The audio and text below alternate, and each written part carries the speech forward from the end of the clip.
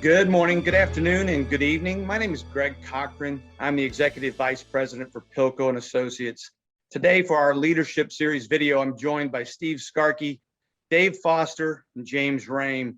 The subject today is going to be, why does leadership development fail? But before we get into those details, let me ask each of these gentlemen to introduce themselves. Dave, why don't we start with you?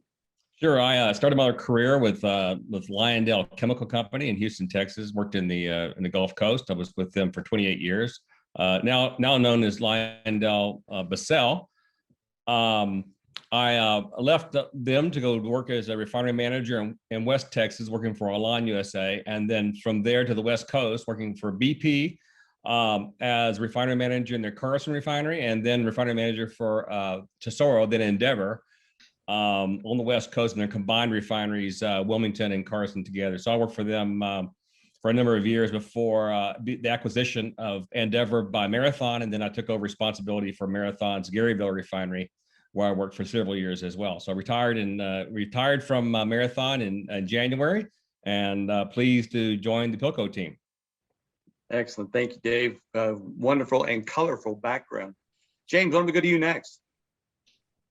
Okay, I've been in the industry a little over 40 years. I started my career first with Celanese and then went to Shell and was with Shell 23 years. The last assignment there, I was with Motiva at Port Arthur as the production manager. Then I went across the fence to Flint Hills and worked in the cracker there for several years, and then did the due diligence when we bought the PDH plant in Houston and became the plant manager there in 2014, and then transitioned to the vice president of olefins and polymers for a couple of years, and then went right back to Motiva with the sale of our Port Arthur facility, Motiva Chemical, and I was the vice president and general manager there when I retired less than a year ago, and came to work for Pilco at the end of last year and have been doing this work since then. Excellent, thank you, sir. Wonderful.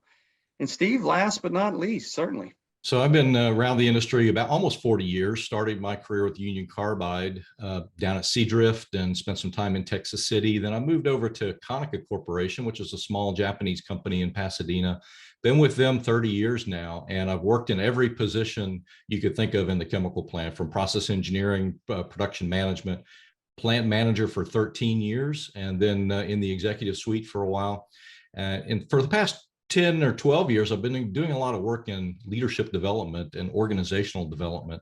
And that's been really fascinating for me. So about a year or so ago, I actually started teaching at UTSA as an adjunct professor, and I teach leadership to undergraduate engineering students. And I'm getting some really interesting perspectives on their views about leadership and what I've known and experienced over the years.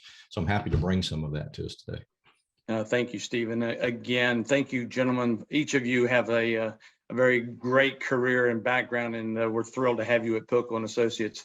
Steve, we're going to start with you, since you recently authored a great paper for Pilco entitled "Why Leadership Development Fails." And I'll be honest, when I first saw that title, I was intrigued by it, because we always see articles about, components of leadership development that have to work or that can work or whatever, but we very seldom see what I think is the causes behind why it's just not effective and it's not working today. So throw the ball to you, take it over, and tell us what you want. Thanks. So it's time to kind of be honest and own up to what's really happening out there with leadership development. So as I said, I've been working in this space for about a decade or so and worked with a lot of leaders, teaching leadership, coaching leadership, and I've seen some successful and some organizations that fail. So I can see things where I find issues that aren't happening properly. And I've recently read some articles that kind of support those ideas. So I put together a list of things that I think are possibly issues. The industry, the global industry, is like $366 billion in leadership development. But yeah, we're not getting the outcomes that we're looking for. We're not creating the leaders who can manage change or who can bring the performance, the expected performance that we need for our industry. So why is that? What's happening? Why aren't we getting the payback? Why aren't we getting the effects? So I want to share just a few of those today in our discussion. And the first one is, we just start too late in the process in getting people where they can learn about leadership, understand leadership, into the leadership development process. The research says, the data says the average person starts around the age of 42, which is just too late. It's actually 2 decades too late, in my opinion. And that was my experience as well, that it wasn't until I was a plant manager that I realized I needed to do something to develop myself. And I was probably at that age of 42. And up until that time, I was a manager, I was leading people, but really didn't understand what I should be doing and approaching it in some wrong ways. So James, have you had a similar experience like that? Yeah, and the way you said it was we get started, and I would tell you I got started too late. I was it was like I want to be a manager, and when I wanted, it's like wanting to be a parent. And then I would always say, well, I'm not going to be that kind of parent until I became a parent. Yep. And it's a lot easier to not be a parent when you have no kids, evidently. And the same with being a leader. I knew, I'm better than whoever it was my manager at the time.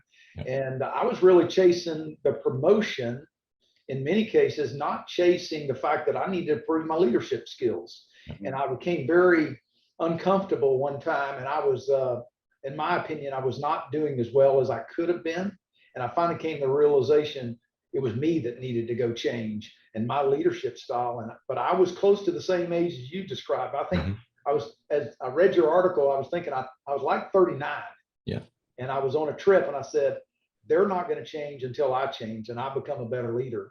And I wished I'd started, and I really took ownership of my own development. And, I knew what got me to this job wasn't going to get me to the next opportunity or make me really flourish and my team flourish. And they needed me to be better.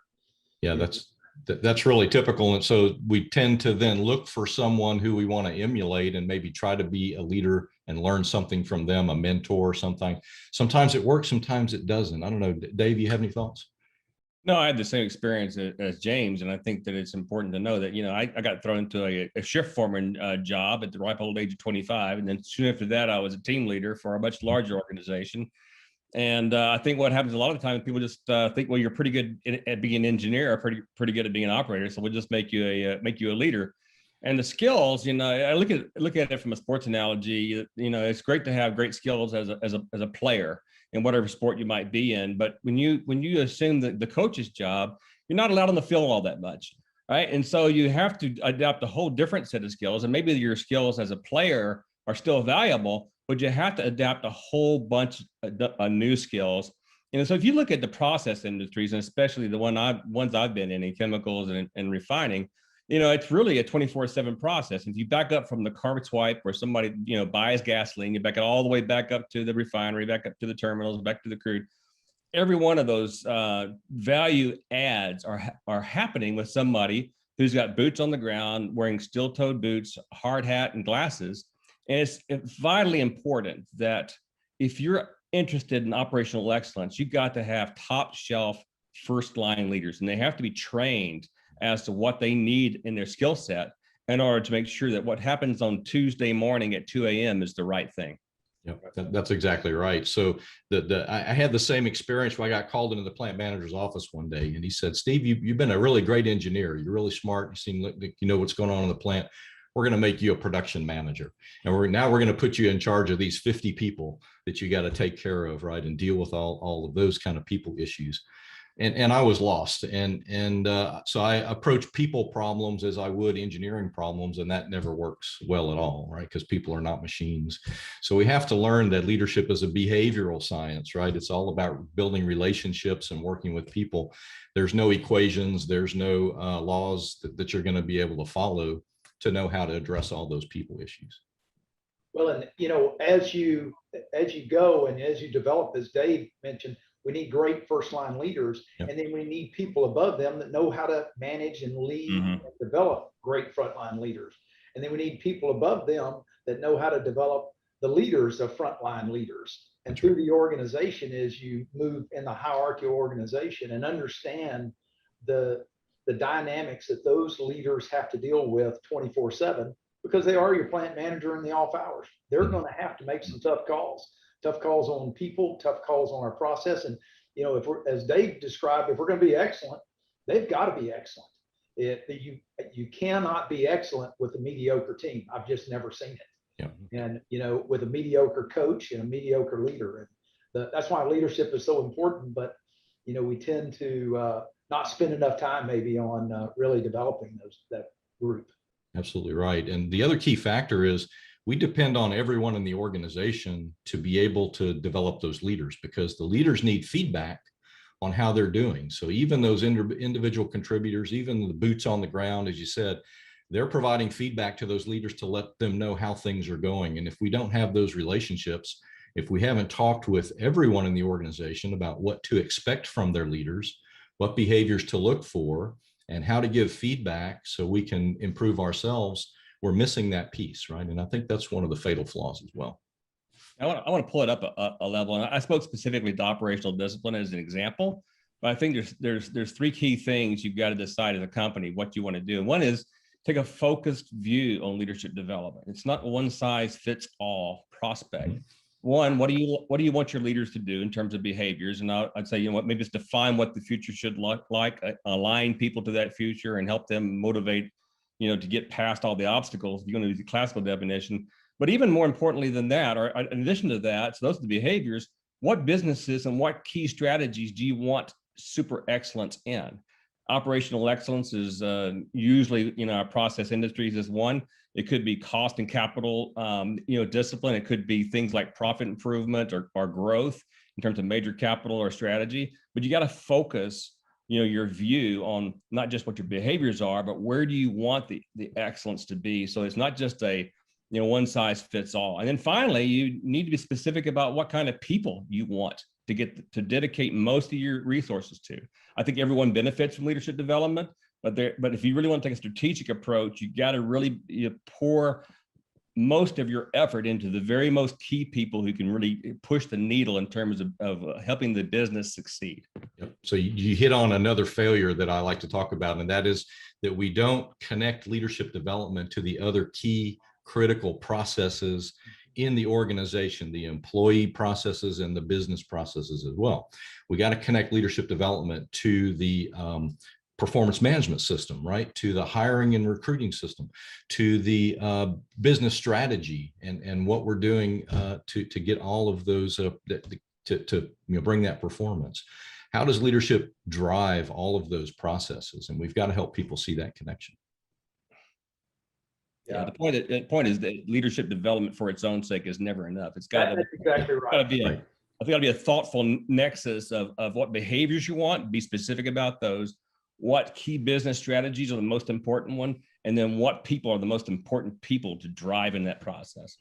Yeah, it's not an isolated process. It's connected to everything we do as an organization. I think that ties exactly to what you mentioned in the paper, which is sometimes it fails because we kind of treat it as an event. And what Dave's really talking about is it interweaves its ways through our business processes. And through that, we understand not only why who we want to really invest in, but why we want to invest in them and where it goes all the way through the process as he stepped up. And, if it's just another training event, well, I did this, and we get, as John Wooden used to say, never confuse activity and achievement. And so, if it's a training event, well, that's just activity. Yeah, that's right. Really, leadership development, well, that's the achievement we're looking for. And really, it's the leadership development that in turn gives us the business results that we're looking for. Absolutely right. And that leads me to the third point I was going to make today. And that is one of the failures is that the executive leaders of the organization many times pass this off to someone else. They delegate it to human resources or a training department. And it seems like the right thing to do for them. It seems to make sense. But as you said, it's not training. It's not an event. It's not a one-off. This is a development process that affects everything in the business.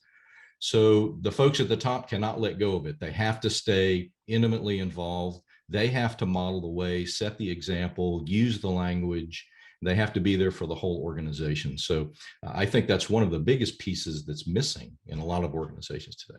Yeah, when you look at what happened, the explosive growth that General Electric experienced from 1980 to the year 2000, it wasn't the HR department who was driving that. It was Jack Welch who was driving it. And it had so much of his energy. He put more time and energy possibly into leadership development than he did some of the businesses that he, that was so key to GE's explosive growth. he spent more time on personal development and leadership development probably than any other thing that he worked on. That's right. So for me, the smart companies understand that, and they go outside of the organization to look for help, to look for the thought leaders in this space and bring new ideas in, because it's back to the Marshall Goldsmith of what you're doing now is not going to, what got you here is not going to get you there, right? So we've got to do things differently. We got to find new ways to bring leadership development to the organization. Steve, could I go back, just interrupt real quick and go back to one of the very first things you said, because you said it was so impactful on me as soon as you said it. What you do as an engineer to manage machinery and equipment is vastly different than what you would do as a brand new production leader to manage people. Can you go back to that for a second and just kind of elaborate more on that? Yeah, that's right. So in engineering, we learn engineering is an applied science. And so we learn the science, we learn how to apply it. We use laws of physics and chemistry and so forth. But with leadership, it's all about people, and it's about building relationships with those people. So we have to find different tools and learn different strategies for working with those. There are some laws of leadership. The first law of leadership is if you don't believe in the messenger, you won't believe the message. So it's all about the ability to create credibility with people, right? Are we going to believe what you have to say? Do we believe in you as a leader? So we have to have trust. We have to show that other people can believe in us, in our actions and our behaviors. And the second law of leadership is do what you say you will do. So we have to follow what we say, our message, our vision, with actions to set the example. Those are things we don't learn in engineering school, right?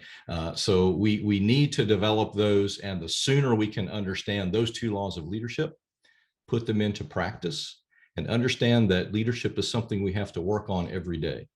And we're probably going to have some failures, but we need to learn from those. We need to ask for feedback. And that's all part of that leadership development process that takes, frankly, years, not days.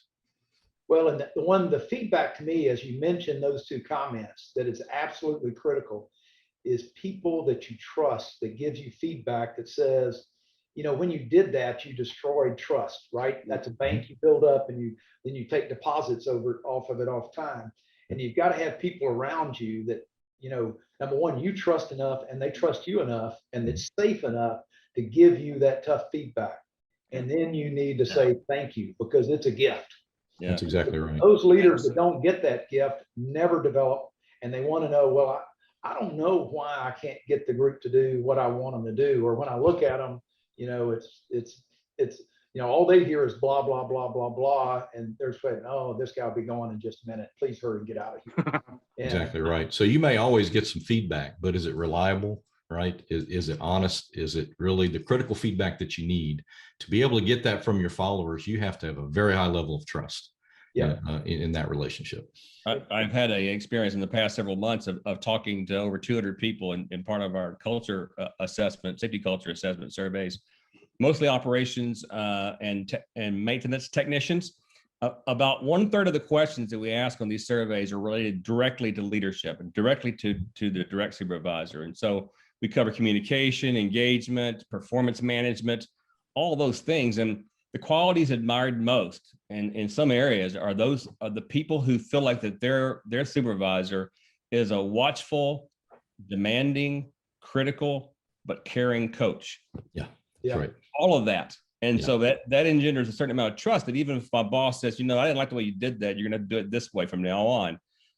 They still respect that because the coach does care for them personally as a person. And so I think those kinds of things are so important for leaders to have. And where you see the best results, that's the kind of example. A tough, demanding, but caring coach is what most people kind of characterize their favorite leaders as. That's right, Dave. And especially when we look at the younger generations, they really crave that. In fact, with my students, when I'm working with them and I survey them to find out what kind of leaders they're interested in following, they come back with things like supportive, collaborative, dependable, right? So they want someone there who can take care of them and give them what they need, support them, and work with them, not necessarily just tell them what to do and walk away. So we've got to develop shift supervisors who have that kind of mindset. And that may have not been the old way. That's not the the guys that I grew up with in the plant probably didn't have that kind of mentality. No, but still you'll find, I was working with one of our clients this week, and I was talking to every one of their shift supervisors and who's their production manager, and every single one of them came off the same exact shift with the same shift supervisor. Mm. So when they talked about he didn't discriminate, he was mean to everybody. Mhm. But what he did is when Dave talked about caring, said this guy demanded excellence, and he really spent time to teach you, Yeah. and understood what good was like.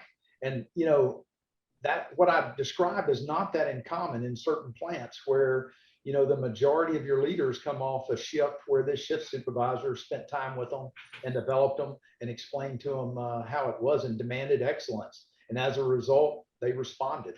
And it's just interesting. You'd be shocked how many times you find that.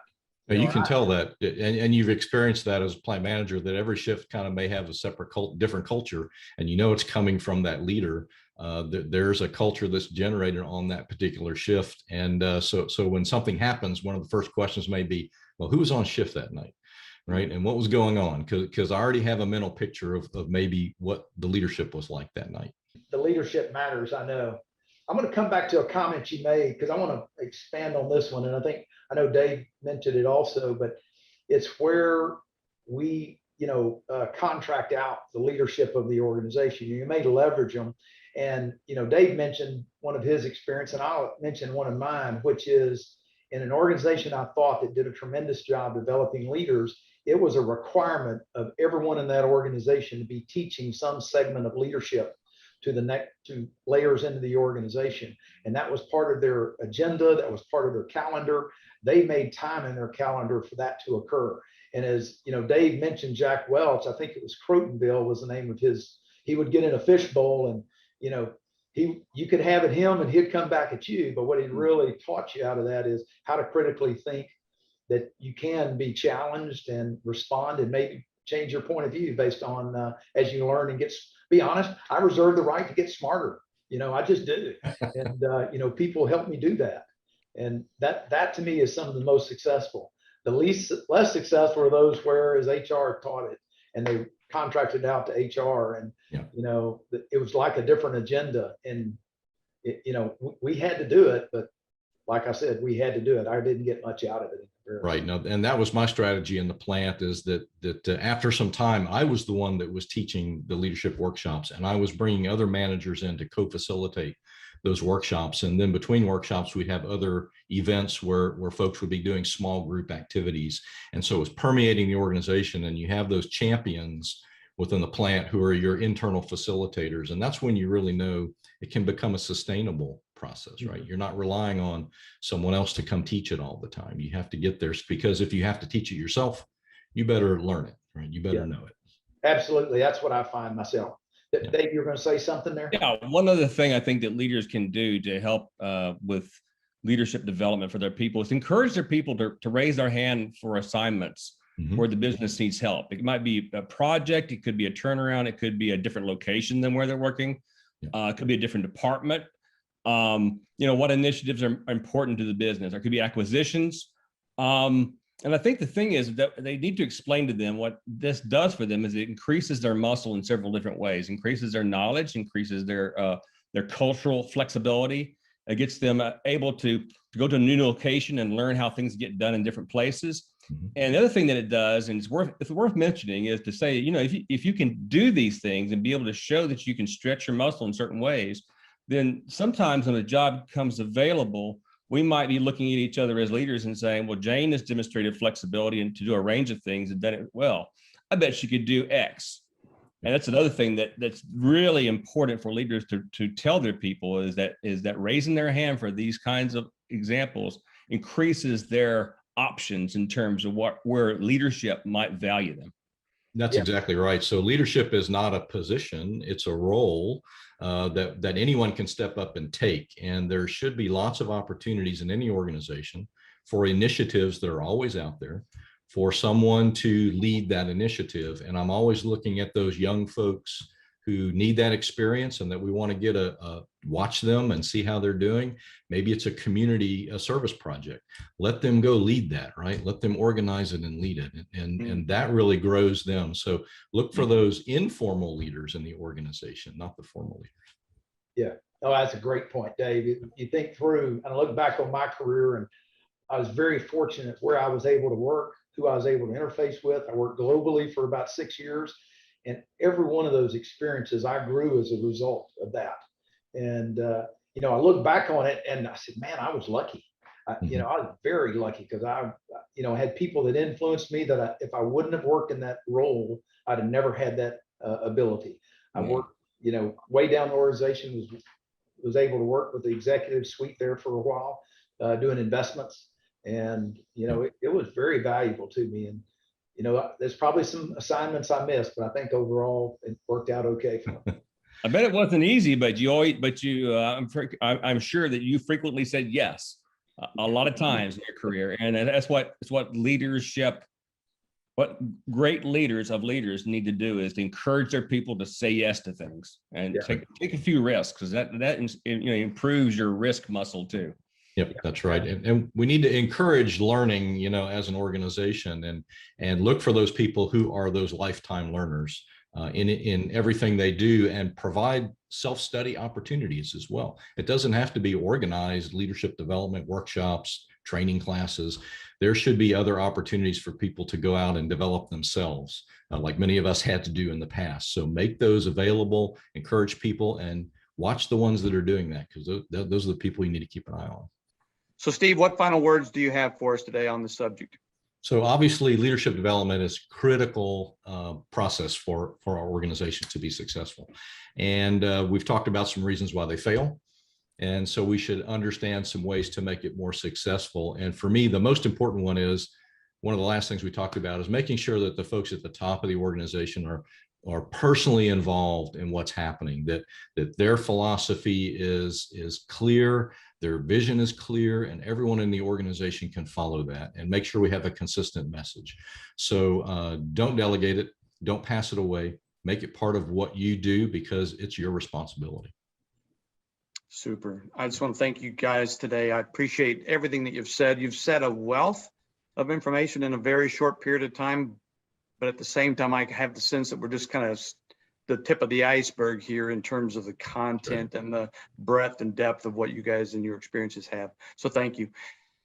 At Pilko & Associates, we do believe leadership matters. It matters in every single thing that we do. So as you move forward in your organization, if you'd like to understand this subject better or look for different guidance and direction from Pilko & Associates, feel free to reach out to me at cochran@pilko.com or visit our website, www.pilko.com. We appreciate your attention today, and we hope that you and your families are safe and COVID-free. Be good. Thank you.